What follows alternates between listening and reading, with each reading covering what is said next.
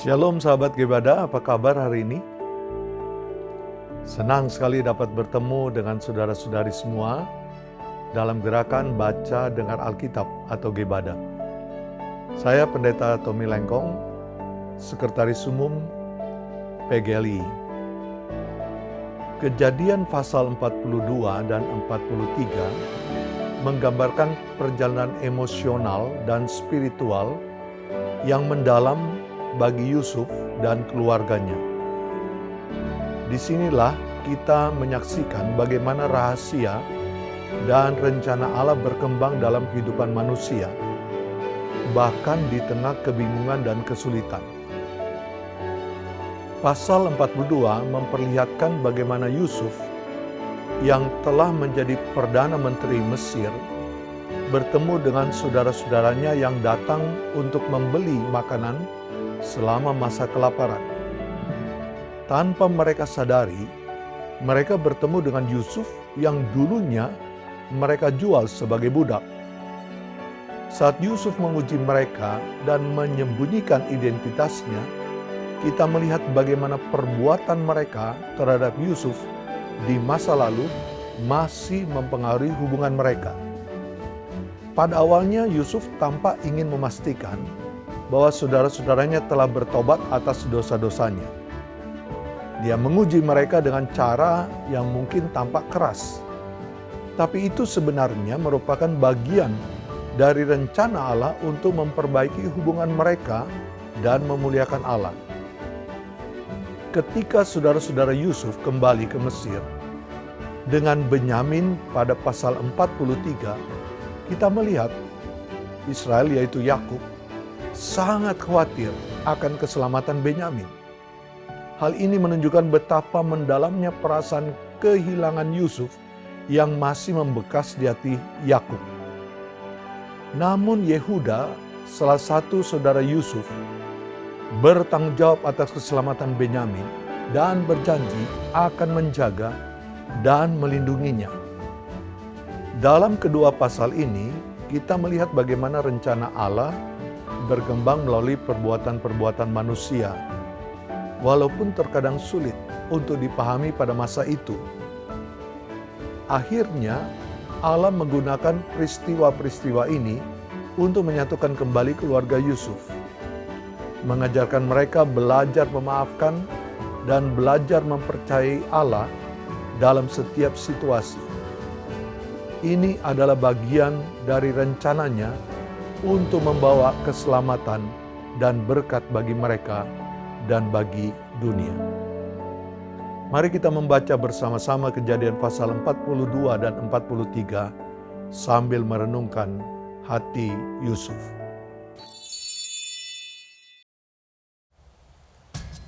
Setelah Yakub mendapat kabar bahwa ada gandum di Mesir, berkatalah ia kepada anak-anaknya, "Mengapa kamu berpandang-pandangan saja? lagi katanya, Telah kudengar bahwa ada gandum di Mesir. Pergilah ke sana dan belilah gandum di sana untuk kita, supaya kita tetap hidup dan jangan mati." Lalu pergilah 10 orang saudara Yusuf untuk membeli gandum di Mesir. Tetapi Yakub tidak membiarkan Benyamin, adik Yusuf, pergi bersama-sama dengan saudara-saudaranya, sebab pikirnya, Jangan-jangan ia ditimpa kecelakaan nanti.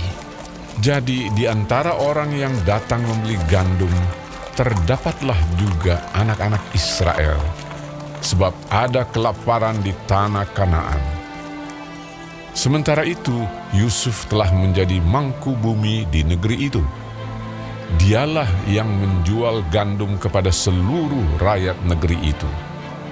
Jadi, ketika saudara-saudara Yusuf datang, kepadanya lah mereka menghadap dan sujud dengan mukanya sampai ke tanah. Ketika Yusuf melihat saudara-saudaranya, segeralah mereka dikenalnya. Tetapi ia berlaku seolah-olah ia seorang asing kepada mereka. Ia menegur mereka dengan membentak, katanya, "Dari mana kamu?" Jawab mereka, Dari tanah Kanaan untuk membeli bahan makanan. Memang Yusuf mengenal saudara-saudaranya itu, tetapi dia tidak dikenal mereka. Lalu teringatlah Yusuf akan mimpi-mimpinya tentang mereka. Berkatalah ia kepada mereka, Kamu ini pengintai. Kamu datang untuk melihat-lihat di mana negeri ini tidak dijaga. tetapi jawab mereka, Tidak, Tuanku.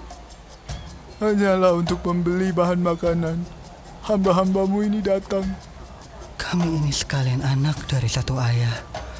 Kami ini orang jujur. Hamba-hambamu ini bukanlah pengintai. tetapi ia berkata kepada mereka, Tidak. Kamu datang untuk melihat-lihat di mana negeri ini tidak dijaga. lalu jawab mereka, Hamba-hambamu ini 12 orang. Kami bersaudara, anak dari satu ayah di tanah Kanaan. Tetapi yang bungsu sekarang ada pada ayah kami, dan seorang sudah tidak ada lagi. Lalu kata Yusuf kepada mereka, Sudahlah.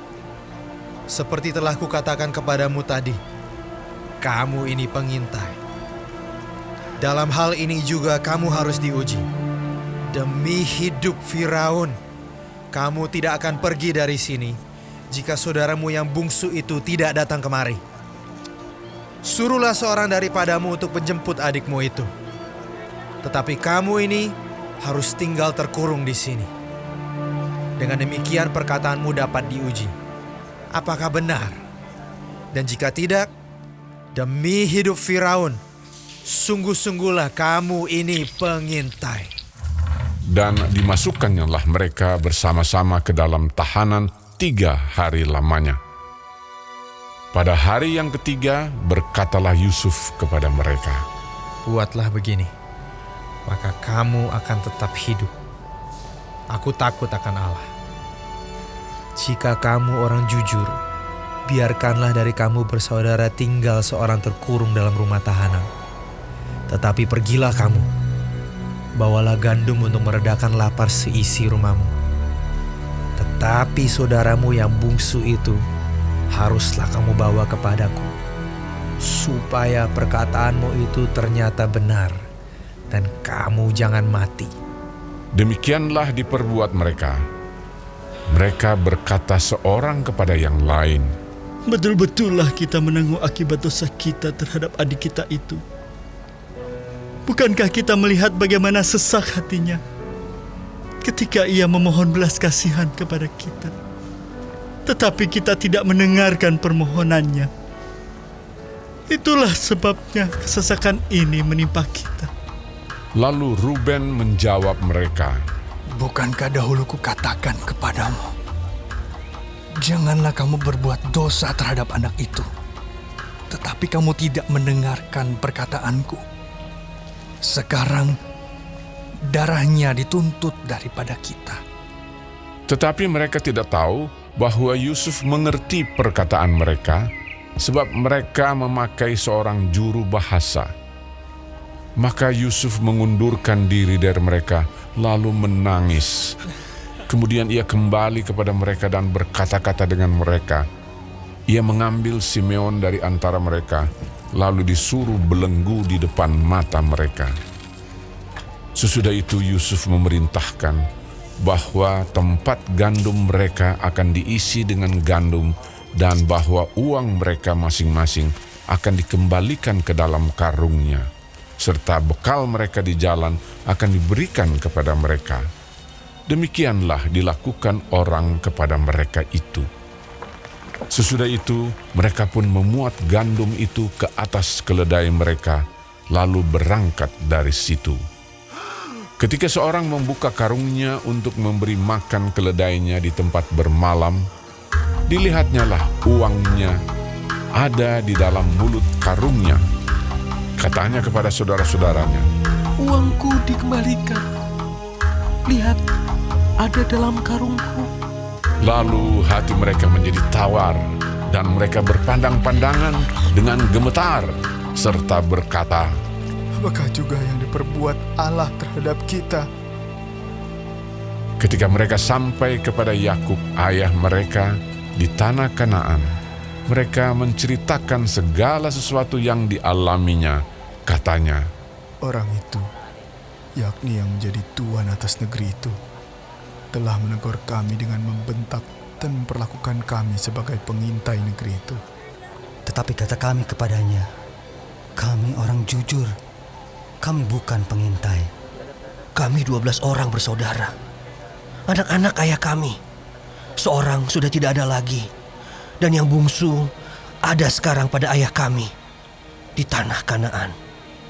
Lalu kata orang itu, yakni yang menjadi tuan atas negeri itu kepada kami, dari hal ini aku akan tahu apakah kamu orang jujur. Dari kamu bersaudara haruslah kamu tinggalkan seorang padaku. Kemudian bawalah gandum untuk meredakan lapar sisi rumahmu dan pergilah. Lalu bawalah kepadaku saudaramu yang bungsu itu. Maka aku akan tahu bahwa kamu bukan pengintai, tetapi orang jujur. Dan aku akan mengembalikan saudaramu itu kepadamu. Dan bolehlah kamu menjalani negeri ini dengan bebas. ketika mereka mengosongkan karungnya, tampaklah ada pundi-pundi uang masing-masing dalam karungnya. Dan ketika mereka beserta ayah mereka melihat pundi-pundi uang itu, ketakutanlah mereka. Dan Yakub, ayah mereka, berkata kepadanya, "Kamu membuat aku kehilangan anak-anakku. Yusuf tidak ada lagi, dan Simeon tidak ada lagi. Sekarang Benyamin pun hendak kamu bawa juga. Aku inilah yang menanggung segala-galanya itu." Lalu berkatalah Ruben kepada ayahnya, Kedua anakku laki-laki boleh engkau bunuh, jika ia tidak kubawa kepadamu. Serahkanlah dia ke dalam tanganku, maka dia akan kubawa kembali kepadamu. tetapi jawabnya, "Anakku itu tidak akan pergi ke sana bersama-sama dengan kamu, sebab kakaknya telah mati, dan hanya dialah yang tinggal. Jika dia ditimpa kecelakaan di jalan yang akan kamu tempuh, maka tentulah kamu akan menyebabkan aku yang ubanan ini turun ke dunia orang mati karena duka cita."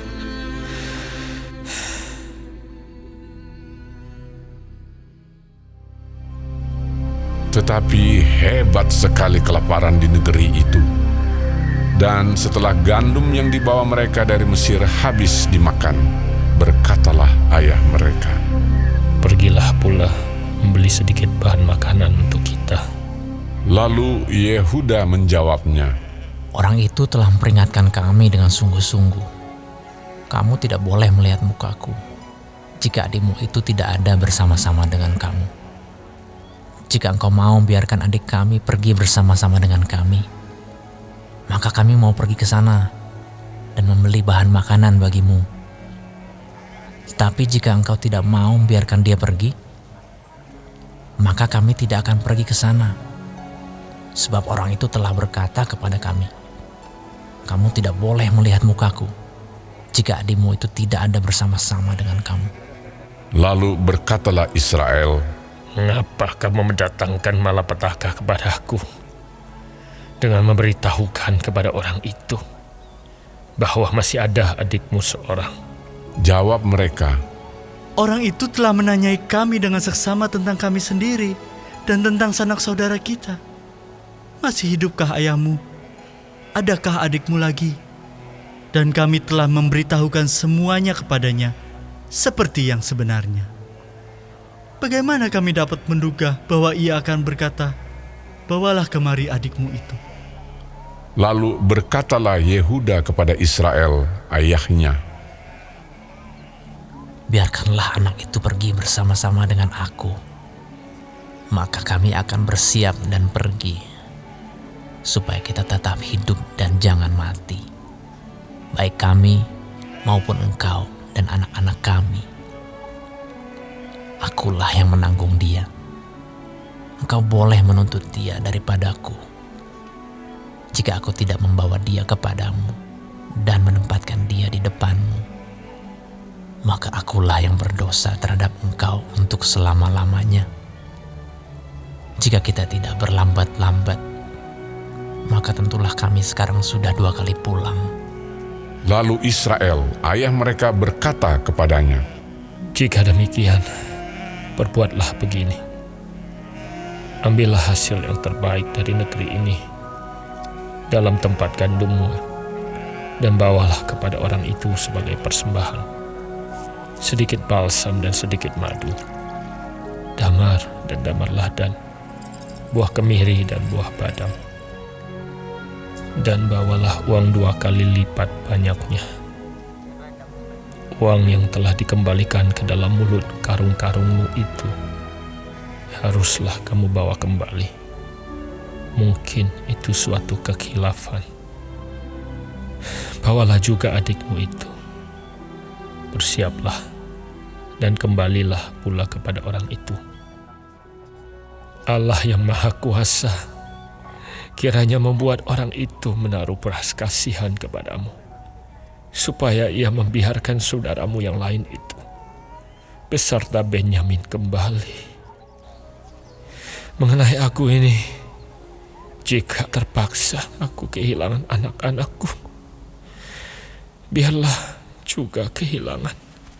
Lalu orang-orang itu mengambil persembahan itu dan mengambil uang 2 kali lipat banyaknya.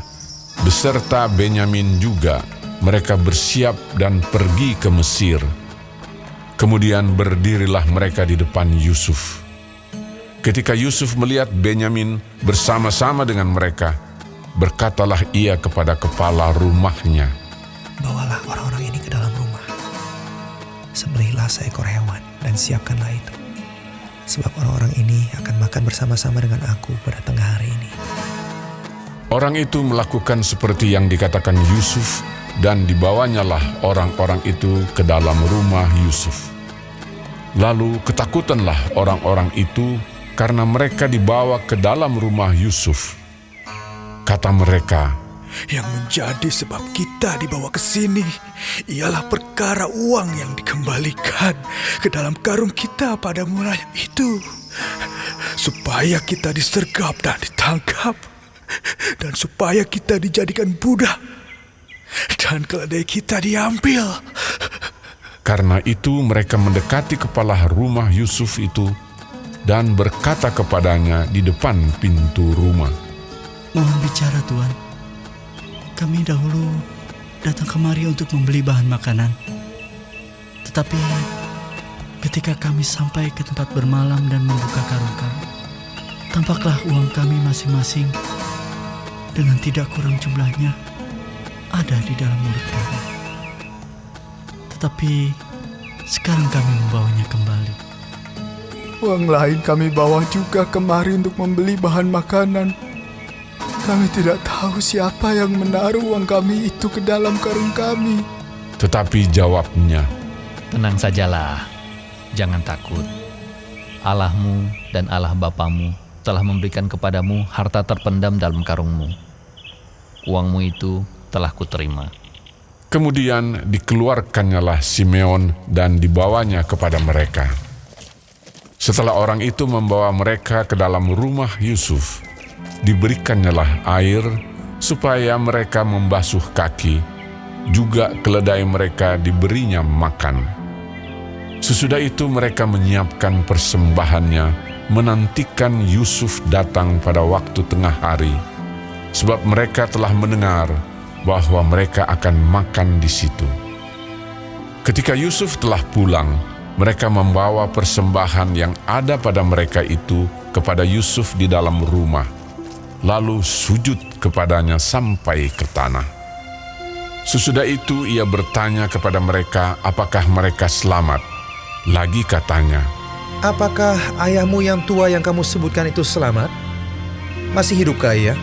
jawab mereka, Hambamu, ayah kami, ada, selamat, ia masih hidup. Sesudah itu berlututlah mereka dan sujud. Ketika Yusuf memandang kepada mereka, dilihatnyalah Benyamin adiknya yang seibu dengan dia. Lalu katanya, Inikah adikmu yang bungsu itu yang telah kamu sebut-sebut kepadaku? lagi katanya, Allah kiranya memberikan kasih karunia kepadamu, anakku. Lalu segeralah Yusuf pergi dari situ, sebab hatinya sangat terharu merindukan adiknya itu, dan dicarinyalah tempat untuk menangis.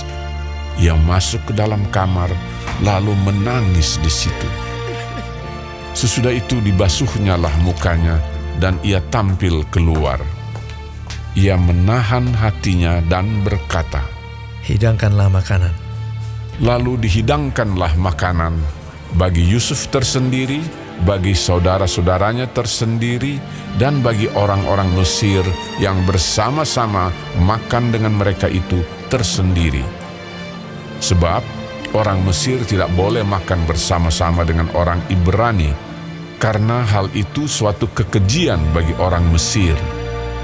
Saudara-saudaranya itu duduk di depan Yusuf, dari yang sulung sampai yang bungsu, sehingga mereka berpandang-pandangan dengan heran.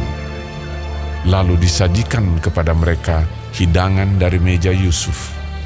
Tetapi yang diterima Benyamin adalah 5 kali lebih banyak daripada setiap orang yang lain. Lalu minumlah mereka dan bersukaria bersama-sama dengan dia.